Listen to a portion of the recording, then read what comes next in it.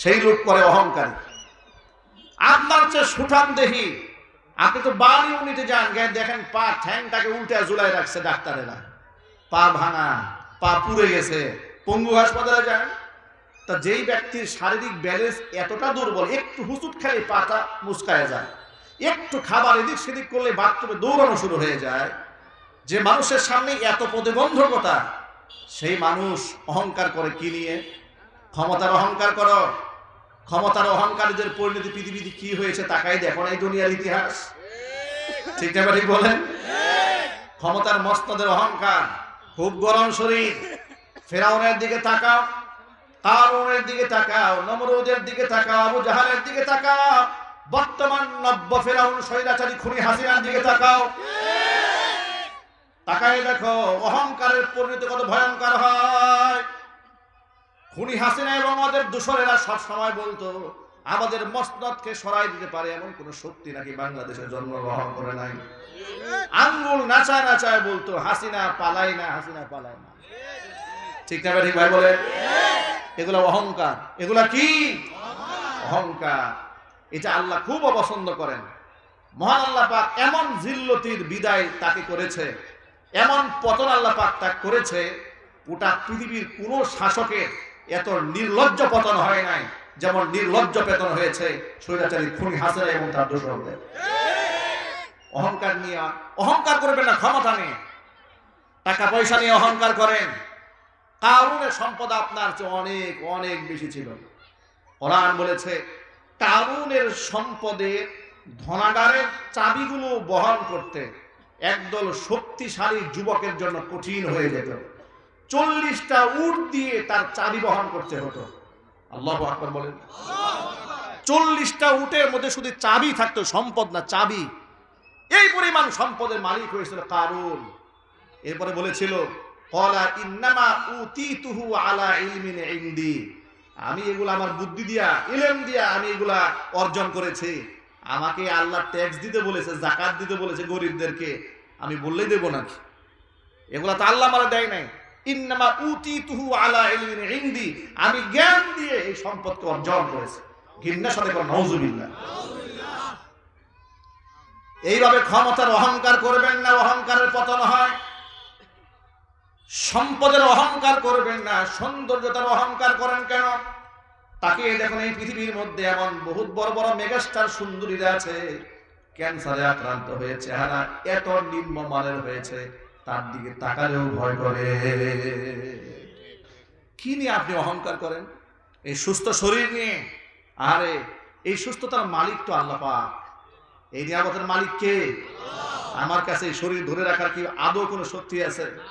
যদি মানুষের কাছে শরীর ধরে রাখার শক্তি থাকতো, পৃথিবীর কোন একটা যুবক বৃদ্ধ হতো না। ঠিক না ঠিক বলেন? কেউ বৃদ্ধ হতো না, কারণ যৌবন কেউ হারাতে চায় না। এই যে হাকিম সাহেব বসে আছেন, জিজ্ঞেস করেন তার কাছে যৌন চিকিৎসার জন্য কত রোগী আসে। বুড়া হয়ে গেছে, এখনো কলকাতা হারবাল খায়, নেশা কাটে না। মানে তার বুড়া হয়ে গেছে, এরপরে তার হারবাল খেতে ইচ্ছা করে, মানে সারা জীবন যৌবন থাকতে ইচ্ছা করে। মানে এটা ফর এক্সাম্পল বললাম আর কি। নেশা করে না, কিন্তু আপনারা বলেন যৌবন হারায় গেলে জং ধরা যৌবন কি রং ধরে আর কোনোদিন ফিরে আসবে? না ফিরে আসবে। তো আমার দাপটটা কিসের বলেন তো ভাই? অহংকারটা কিসের অহংকার? আপনি বলেন যে আমি বিরাট বড় নেতার পিছনে দৌড়াই, আমার বিরাট গ্যাং আছে, আমার লাঠিয়াল বাহিনী আছে, গুন্ডা বাহিনী আছে, ফোন করলে 500 মোটরসাইকেল হাজির হয়ে যাবে, সেই অহংকার আপনার মধ্যে। আবু জেহেল আপনার চাইতে বড় লাঠিয়াল বাহিনী ছিল। মুহাম্মদ সাল্লাল্লাহু আলাইহি ওয়াসাল্লামকে আবু জেহেল বলেছিল, মুহাম্মদ তোমার তো কোনো বাহিনী নাই, তুমি কি নিয়ে এত অহংকার করো? রাসূল বলেছে আমি অহংকার করি না, আমি আল্লাহর গোলামি করি। বলো মুহাম্মদ সাল্লাল্লাহু আলাইহি ওয়াসাল্লাম, তুমি যদি এই কাবা চত্বরে এই দেবদেবীকে সেজদা না দিয়ে আল্লাহকে সেজদা দেওয়ার কাজ আরেকটা জীবনে কোনোদিন করে থাকো, মাথার মধ্যে পাড়া দিয়া জমিনের মধ্যে তোমাকে দাবাই ফেলবে। সূরা আলাকের মধ্যে আল্লাহ রাব্বুল আলামিন ইতিহাস বলেছেন, আর আইতাল্লাযী ইয়ানহা আবদান ইযা সাল্লা। নবী আপনি ওই নাফরমানকে দেখেন নাই, যেই ব্যক্তি আপনাকে নামাজে বাধা দেয়, আবদান ইযা সাল্লা, নামাজ পড়তে বাধা দেয়, কত বড় নাফরমান। লাঠি আল বাহিনীর ভয় দেখায়, সানাদুজ জাবানিয়াতা কাল্লা ফালিয়াদু নাদিয়া, ও যেন ওর সহযোগীদেরকে ডাক দিয়া একটু সাহসিকতা দেখাতে বলেন না, বলে এত পাওয়ার একটু দেখি। সানাদুজ জাবানিয়াতা কাল্লা ওয়াসজুদ ওয়াক্তারি, ও নবীজি ভয়ের কোনো কারণ নাই, আপনি শুধু সিজদা দেন আর আপনি আমার নিকটতম হয়ে যান। ওর বাহিনীকে ডাক দিতে বলেন, আমি জাহান্নামের প্রহরী পাঠিয়ে দেব আপনাকে পাহারাদারি করার জন্য, সুরক্ষা দেওয়ার জন্য। চিৎকার দিয়ে আল্লাহু আকবার। ছোট্ট একটা হাদিস আপনাদের স্মরণ করিয়ে দেই। মনের মধ্যে কোনো হিংসা রাখবেন না, অহংকার রাখবেন না, নিজেকে অনেক বড় মনে করবেন না। মান তাওয়াদা লিল্লাহি রাফাহুল্লাহ, আপনি যদি বিনয়ী হন আল্লাহ পাক আপনাকে বড় বানিয়ে দিবেন। বেগম খালেদা জিয়া তিনবারের প্রাইম মিনিস্টার ছিলেন, দুনিয়া থেকে চলে গেছেন, আল্লাহ পাক তাকে জান্নাতুল ফেরদাউস দান করেন। জোরে কোন আমিন। আচ্ছা দেখুন তো কেমন একজন অমায়িক মহিলা ছিলেন বলেন তো, কেমন ধৈর্যশীল মানুষ, কেমন ব্যক্তিত্ব সম্পন্ন মানুষ, কেমন সহনশীল মানুষ ছিলেন। এত জুলম নির্যাতনের সম্মুখীন হওয়ার পরেও জেল থেকে যখন তিনি বের হলেন, তার উপর যে জুলম নির্যাতন স্বৈরাচারী খুনি হাসিনা করেছে, সেই খুনি হাসিনার বিরুদ্ধে কি একটা অবমাননাকর কথা সে বলেছেন? আল্লাহু আকবার বলেন। এগুলো যে ব্যক্তিত্ব, তিনি শুধু একটা কথা বলেছেন যে আমার উপর যা সে বলেছে এর ফয়সালা আমি আল্লাহর উপর ছেড়ে দিয়েছি। ঠিক না ঠিক বলেন? বাস, বিচার যদি আল্লাহর কাছে চলে যায় ভাই, আচ্ছা এর চেয়ে বড় কোনো দরবার আছে নাকি? এর চেয়ে বড় কোনো আদালত? আপনি দুনিয়ার আদালতে দৌড়াদৌড়ি করছেন, আপনি একবার যান ম্যাজিস্ট্রেট কোর্টে, আবার যান জজ কোর্টে, কাজ হলো না, চলে গেলেন হাইকোর্টে, চলে গেলেন সুপ্রিম কোর্টে, কাজ হলো না, আপনি চলে গেলেন আন্তর্জাতিক আদালতে, তাও কাজ হলো না। বিচার আপনি দুনিয়াতে পান নাই, কিন্তু কিয়ামতের দিন কিন্তু চূড়ান্ত আদালত দায়ের হয়ে যাবে। চূড়ান্ত আদালতের হাকিম বিচারক হবে মহান আল্লাহ রাব্বুল আলামিন, মালিকি ইয়াউমিদ্দিন। আল্লাহু আকবার। বিচার দিবসের মালিক কে একটু জোরে বলেন তো ভাই। কুলিল্লাহুম্মা মালিকাল মুলকি তুতিল মুলকা মান তাশা ওয়া তানজিউল মুলকা মিম্মান তাশা ওয়া তুইজ্জু মান তাশা ওয়া তুদিল্লু মান তাশা বিয়াদিকাল খায়র ইন্নাকা আলা কুল্লি শাইইন কাদির। নবী আপনি বলুন, হে মালিকাল মুলক, সার্বভৌমত্বের মালিক, রাজত্বের মালিক কে? জোরে বলেন আপনারা। রাজত্বের মালিক কে? জমিনের মালিক কে? ক্ষমতার মালিক কে? তুতিল মুলকা মান তাশা, যাকে খুশি আপনি রাজত্ব দেন, ওয়া তানজিউল মুলকা মিম্মান তাশা, যাকে খুশি আপনি রাজত্ব ছিনায় নেন। তুইজ্জু মান তাশা ওয়া তুদিল্লু মান তাশা, যাকে খুশি আপনি ইজ্জত দেন, যার থেকে খুশি আপনি ইজ্জতটা আপনি ছিনায় নেন। বিয়াদিকাল খায়র, সকল কল্যাণের মালিক আল্লাহ আপনি। ইন্নাকা আলা কুল্লি শাইইন কাদির, সকল কিছুর উপর আপনার ক্ষমতা রয়েছে। আল্লাহ রাব্বুল আলামিন বিনয়ী মানুষকে বড্ড পছন্দ করেন, ধৈর্যশীল মানুষদেরকে আল্লাহ বড্ড পছন্দ করেন। বেগম জিয়া বিনয়ী ছিলেন, ধৈর্যশীল ছিলেন, সত্যকে গ্রহণ করেছেন, অসত্যকে প্রশ্রয় দেন নাই। আলেম ওলামাদেরকে সম্মান দিয়েছেন, মহব্বত করেছেন, ভালোবেসেছেন। যখন এই বাংলাদেশে ভারতীয় রাজাকারেরা আলেম ওলামাদেরকে মৌলবাদ, জঙ্গিবাদ বলে গালি দিয়েছে, প্রথম প্রতিবাদী কণ্ঠস্বর বেড়েছে বেগম জিয়ার কণ্ঠে। তিনি বলেছিলেন, না, আলেমদেরকে মৌলবাদ বলে গালি দেওয়া যাবে না, কারণ তাদেরও রাষ্ট্রের মধ্যে বড় অবদান আছে, তারা দিনদার ধার্মিক মানুষ।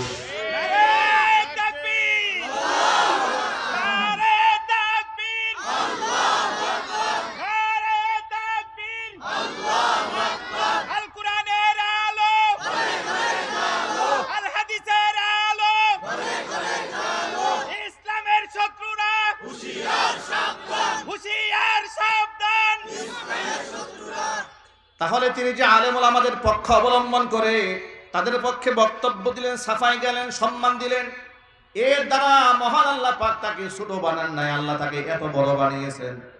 এই বৃদ্ধ বয়সে দুনিয়া থেকে চলে গেলেন, 16 বছর ক্ষমতার মসনদে ছিলেন না, কিন্তু মানুষের হৃদয় রাজ্যে তিনি রাজত্ব করেছেন। দুনিয়া থেকে চলে যাওয়ার পরে কেমন রাজকীয় বিদায় আল্লাহ পাক তারে করে দিয়েছে। সুবহানাল্লাহ বলেন, আল্লাহু আকবার বলেন।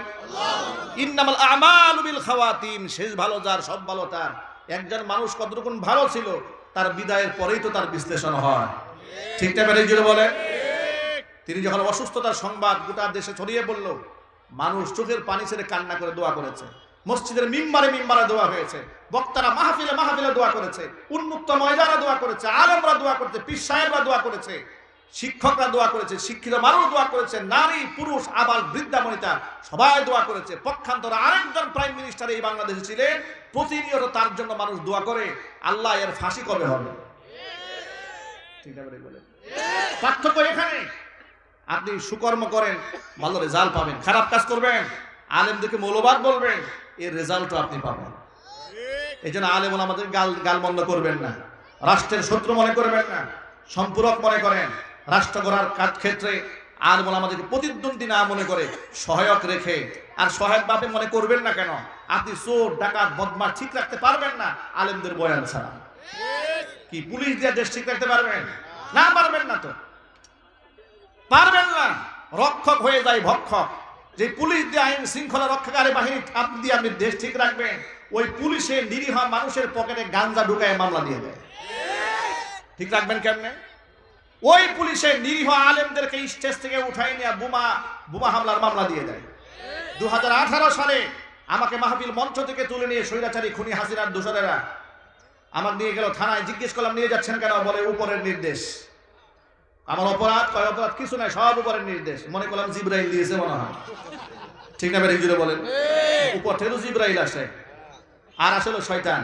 হয়তো জিব্রাইল দিয়েছে, না হয় শয়তান দিয়েছে। তো যাই হোক, জিব্রাইল তো আসে না, নিশ্চয়ই শয়তান আসছে। সকালবেলা আমাকে আদালতে কোর্টে তুলেছে।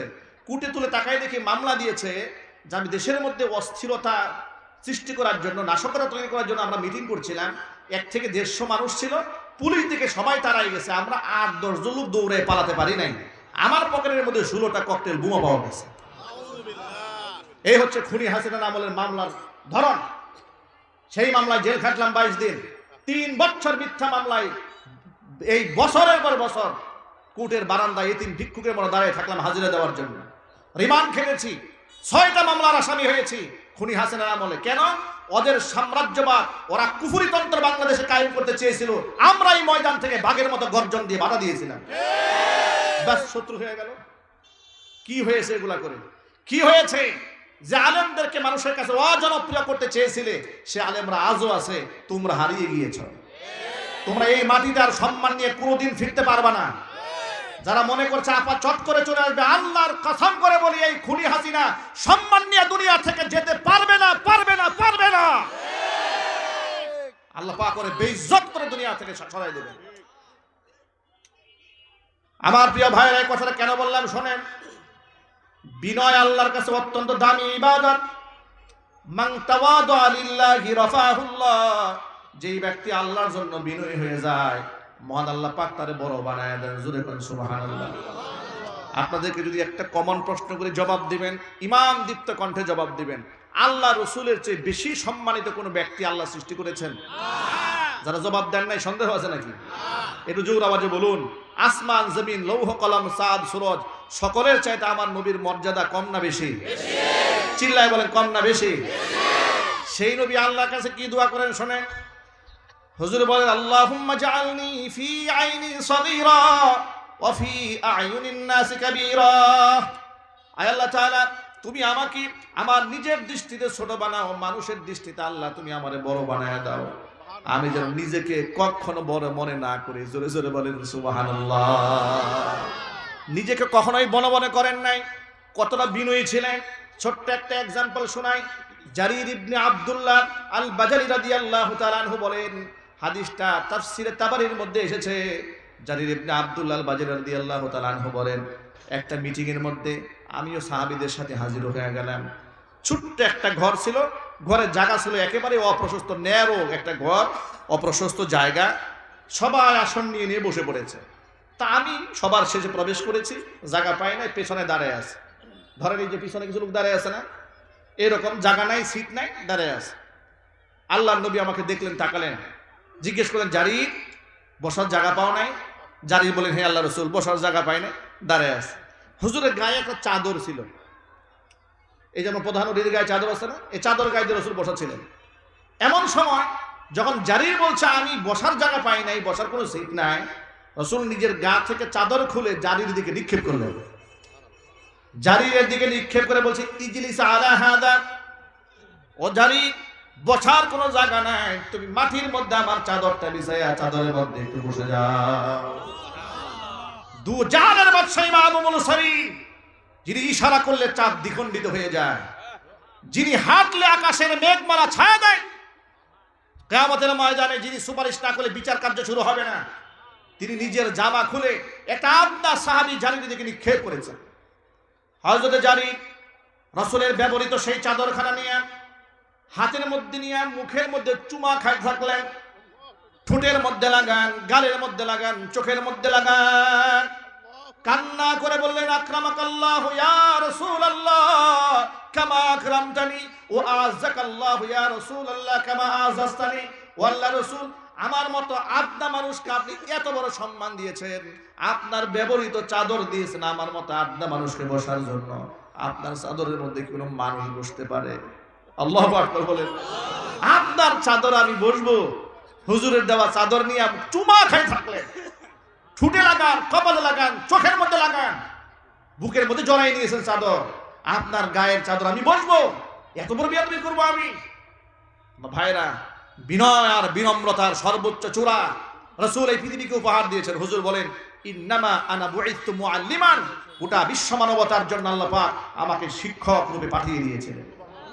আল্লাহর হাবিব বলেন, বুইসতু লিউতাম্মিমা মাকারিমাল আখলাক, চরিত্রের পূর্ণতা বিশ্ববাসীকে শেখানোর জন্য আল্লাহ পাক আমাদেরকে পাঠিয়ে দিয়েছিলেন। এই জন্য সকল ভাইদেরকে বলি, আমাদের একমাত্র আইকন এবং আইডল হচ্ছে বিশ্বনবী মুহাম্মদুর রাসূলুল্লাহ সাল্লাল্লাহু আলাইহি ওয়াসাল্লাম। কোরআন মাজিদ আল্লাহ পাকের জন্য বলেন, লাকাদ কানা লাকুম ফি রাসূলিল্লাহি উসওয়াতুন হাসানাতুল লিমান কানা ইয়ারজুল্লাহা ওয়াল ইয়াউমাল আখির ওয়া যাকারাল্লাহা কাসীরা। আমার রাসূলের মধ্যে তোমাদের জন্য রয়েছে উত্তম আদর্শ, তবে সবাই সে আদর্শ মানবে না, গ্রহণ করবে না। পরকালে বিশ্বাসী যারা, আমার রহমতের আশাবাদী যারা, তারাই আমার রাসূলের মধ্যে আদর্শ খুঁজে পাবে। আমি জিজ্ঞেস করতে চাই, আমরা কি নবীজির কাছ থেকে আদর্শ নিতে পারবো না? জোরে বলেন ইনশাআল্লাহ। হুজুরকে আমরা আইডল, আইকন, অনুসরণীয়, অনুকরণীয় বানাতে পারবো না ইনশাআল্লাহ? আমরা রাসূলের সৈনিক হব, হুজুরের সুন্নাহকে ব্যক্তি জীবনে, পারিবারিক জীবনে, সামাজিক জীবনে ধারণ করব, বলেন ইনশাআল্লাহ। আমরা রাজনৈতিক মাঠেও আল্লাহ রাসূলকে ফলো করব। আমরা প্রতিহিংসার রাজনীতি করব না, আমরা কারো সমালোচনা করব না, আমরা মিথ্যা প্রপাগান্ডা ছড়াবো না, নিজে বড় হতে গিয়ে অন্যকে খাটো করে হেয় প্রতিপন্ন করার রাজনীতি আমরা এই মাটিতে করব না। আমরা অহিংস রাজনীতি করব, আমরা শত্রুর সাথেও ইনসাফ করব, শরীফ শহীদ উসমান হাদির ভাষায়, ঠিক কিনা বলেন? তিনি বলেছেন, আমি আমার শত্রুর সাথে ইনসাফ করতে চাই। এর থেকে দামি কথা আর কি হতে পারে? এর চেয়ে চমৎকার কথা কি হতে পারে? আর এই কথা তার ব্যক্তিগত কথা নয়, এটা হাদিসের কথা। সুবহানাল্লাহ বলেন। আমার হাতে সময় থাকলে আমি আরো লম্বা বিশ্লেষণ করে প্রতিটা পয়েন্ট আপনাদের সামনে শোনাতে পারতাম, যেহেতু আজকের প্রোগ্রামটা আমার ট্রানজিট প্রোগ্রাম। যাওয়ার পথে এই সংক্ষিপ্ত সফরে এই সংক্ষিপ্ত কথা যা বলেছি, আল্লাহ পাক যেন সবার আগে আমাকে, এরপরে আমার ভাইদেরকে, আমার মা বোনদেরকে, সকলকে কথাগুলোর উপরে আমল করার তৌফিক দান করেন। আমি প্রধান অতিথির ভাই এসছেন, ভাইকে আমি ধন্যবাদ জানাই। তিনি সবরের সাথে বসে আলোচনাগুলো শুনেছেন। তারাও সামাজিক খেদমত করেন, মানুষের কল্যাণে কাজ করেন। তাদের জন্য আমাদের দোয়া থাকলো। আমাদের বাণী সকলের জন্য, দল মত নির্বিশেষে সকলে ইসলামকে পালন করুন, মান্য করুন, জীবনের সকল ক্ষেত্রে ইসলামকে ধারণ করুন। মহান আল্লাহ পাক আমাদের সকলকে কবুল করুন, আমিন। ওয়া আখিরু দাওয়ানা আলহামদুলিল্লাহি রাব্বিল আলামিন। ওয়াসসালামু আলাইকুম ওয়া রাহমাতুল্লাহি ওয়া বারাকাতুহু। এই আমাদের অতিথি কথা